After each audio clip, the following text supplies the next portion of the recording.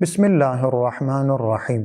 Bəhsimiz Qur'an-ı Kərimdə İmam Məhdi əleyhissalamla bağlı ayələr haqqındadır. Bu günləri Qur'an-ı Kərimin İsra surəsinin 71-ci ayəsini Qur'an-ı Kərimdə İmam Məhdi ilə bağlı ümumi ayələrin birincisini diqqətinizə çatdıracağam.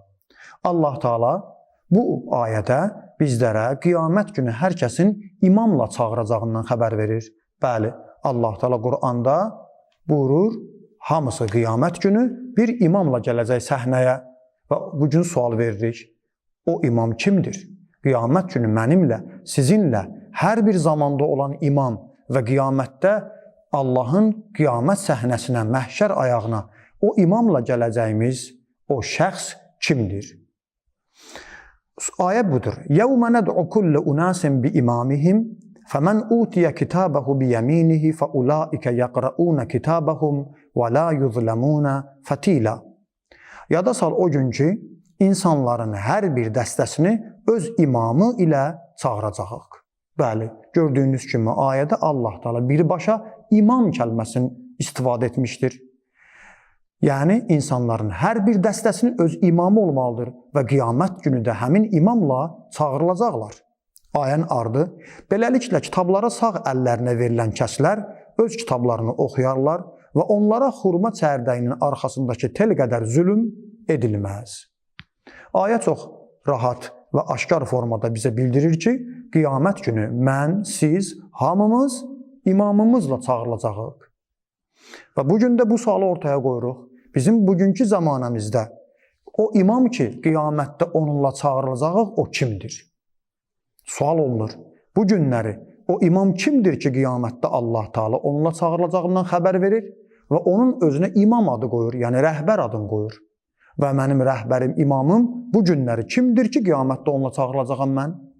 Və hədislərə müraciət etdikdə Peyğəmbər və Əhl-i Beytindən nəql olunan hədislərə əsasən və bu deyəcəyim hədislər həm Əhl-i Sünnə qardaşlarımızın, həm Əhl-i Beyt alimlərimizin kitablarına gəlmişdir ki, İnsan öz zamanəsinin imamını tanımalıdır.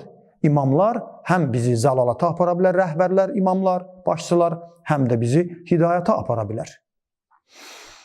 Səhih Müslimdə və digər Əhl-i Sünnə qardaşlarımızın kitabında Peyğəmbərimizdən bir hədis nəql olunmuşdur ki, məzmunu bundan ibarətdir.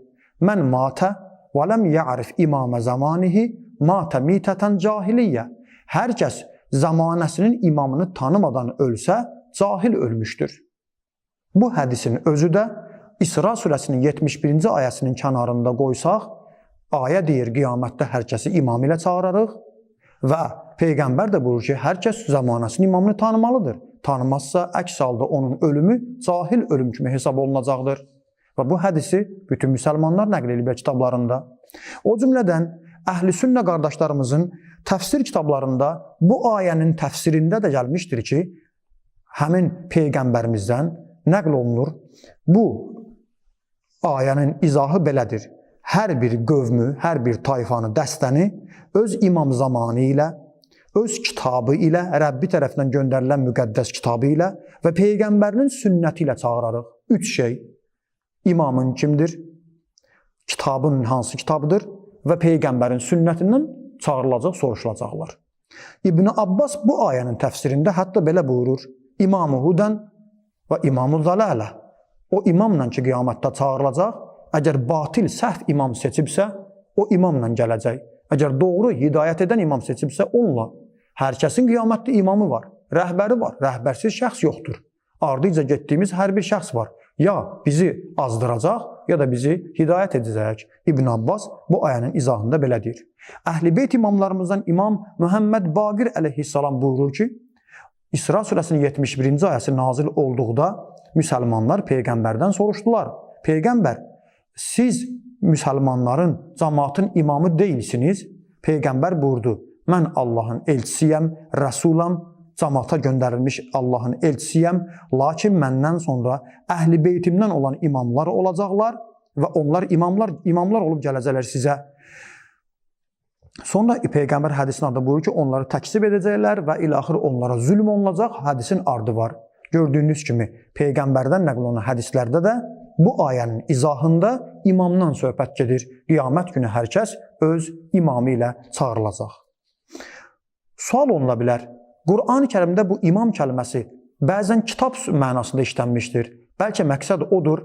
Birinci cavab budur ki, xeyr, hədislər bizə deyir ki, birbaşa əhl-i sünnə qardaşlarımızın və əhl-i beyt imamlarımızın hədislərində buyurulur ki, o şəxs insandır, imamdır.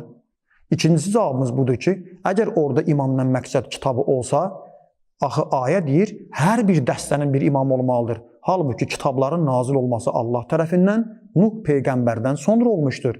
Bəs Nuh Peyğəmbərdən qabaq olan insanlar hansı imamla çağırılacaq? Çünki Quran deyir, hər bir dəstənin imamı var. Nuh Peyğəmbərdən qabaq olan dəstələrində, cəmaatında, qövmün, tayfanın da imamı olmalıdır. Bəs onların imamı kimdir? Kitab isə Nuh Peyğəmbərdən sonra nazil olmuşdur. Diqqət edin. 2. Sual oluna bilər ki, burada imam sözündən məqsəd lövh-ü məhfuzdur. Necə ki, Quran-ı Kərimdə imam sözü lövh-ü məhfuz mənasında işlənmişdir. Cavabımız budur. Lövh-ü məhfuz bir dənədir. 2-3 yoxdur.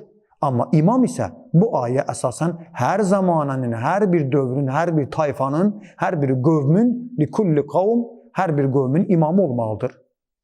Amma lövh-ü məhfuz bir dənədir. Deməli, burada imam sözündən məqsəd lövh-ü məhfuz deyil. Axırıncı mövzumuz.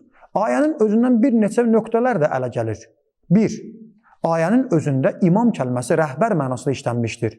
Və imam, rəhbər, öndə gedən, qabaqda gedən məsum olmalıdır. Günahdan, xətadan, səhvdən amanda qalmalıdır. Mən onu ardıca düşməliyəm. Ona tabi olmalıyam. Əgər o səhv edərsə, əgər o xətaya, günaha yol verərsə, onda mənə imam olmağa ləyaqəti çatmaz. Və qiyamət günü də mənimlə bir cərgədə gələ bilməz. Axı, etiraz edərəm, deyərəm ki, bu necə imam ola bilər mənə? Halbuki bu imamın özü xətakardır. İmam olmağa layiq deyil. Və Qurana da baxanda, Quran bizə doğru imamlardan danışır. Haqq olan imamlardan danışır.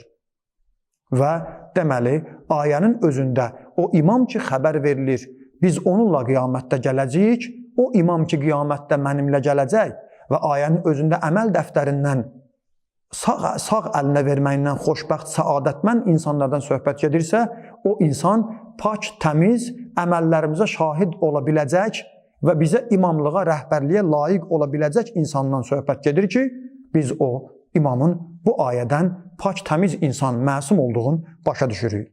2. Qiyamətdə o insan sorğu-sual olunacaq. Niyə çağırılır insan? Mənim sorğu-sualımda iştirak edəcək şəxsin özü, əgər sorğu-sualda səhvə düşər olacaqsa, imam ola bilməz. Deməli, ayənin özünə baxdıqda həm o adamın məsum olduğu, həm də Allah tərəfindən seçilən bir şəxs olduğu nəzərə çarpır və bu da Əhl-i Beyt imamlarımızın əqidəsi ilə uyğun gəlir ki, o imam Allah tərəfindən bizə rəhbər olmalıdır. Qiyamətdə mənimlə gələcək, mənim əməl dəftərimə yanımda duracaq, digər ayələr əsasən əməllərimə şahid olacaq və mən onun barəsində sorğu-sual olunacağam. O mənimlə bir yerdə gələcək şəxs günahkar, xətakar olsa, pak insan olmasa, ləyaqətli imam rəhbər olmasa, o mənə imam rəhbər ola bilməz. Bəli, bu imam zamanla bağlı ümumi ayələrdən idi. İnşallah gələn dəfə ayənin başqa digər ayələr diqqətinizə çatdıracağam.